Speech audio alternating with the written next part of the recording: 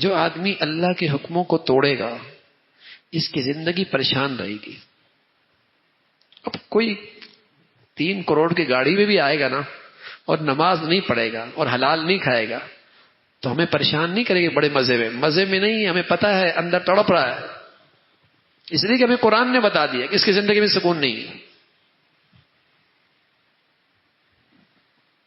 ہمیں قرآن نے بتا دیا اس کی زندگی میں سکون نہیں ہے. کوئی ہمیں دھوکہ نہیں دے سکتا. سکون نہیں ہوگا اس کو. تو اب سوچتا ہے پریشانی میں آ جاتا ہے, سوچتا ہی رہتا ہے, سوچ اور ڈپریشن میں چلا جاتا ہے. اور اللہ کے نبی نے کیا بتایا ڈپریشن کا حل؟ قسم خدا کی اگر یہ نسخہ استعمال کرو گے کبھی ڈپریشن نہیں ہوگا اور کبھی مایوسی نہیں ہوگی اور کبھی خودکشی نہیں کرو گے اگر یہ نسخہ استعمال کرو گے. آپ نے فرمایا من جعل ہمہ ہم الآخرہ کفاہ اللہ ہم دنیا. جو آدمی کل کے لیے جیے گا نا اور اس کی فکر رکھے گا اللہ اسے دنیا کے سارے غموں فکروں سے نجات نصیب فرما دے گا. اور جس کو اس کا غم نہیں لگا نا اس کو دنیا کے غم ہی لگے رہے گے, اس کو دنیا کی فکر ہی کھاتی جا رہی ہے. جس کو وہ غم لگا اسے کوئی غم نہیں لگے گا.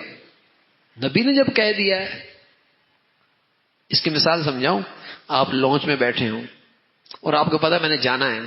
اب بہت ساری چیزیں آپ کو لانچ میں نہیں مل رہی لیکن آپ اپنے آپ کو تسلی دیتے ہیں یار گھر جا کے مل جائے گی نا, گھر جا کے مل جائے گی نا, تو پریشان ہوں گے, تسلی ہو جائے گی.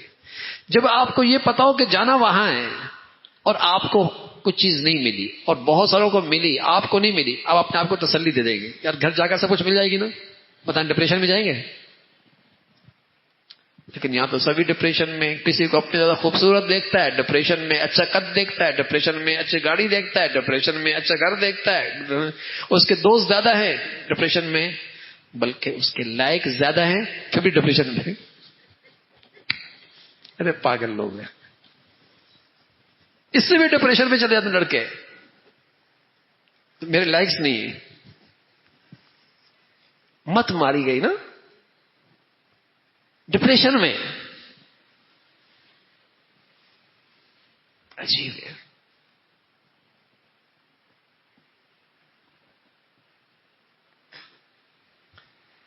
تو اس زندگی کو سامنے رکھے گا خوش رہے گا.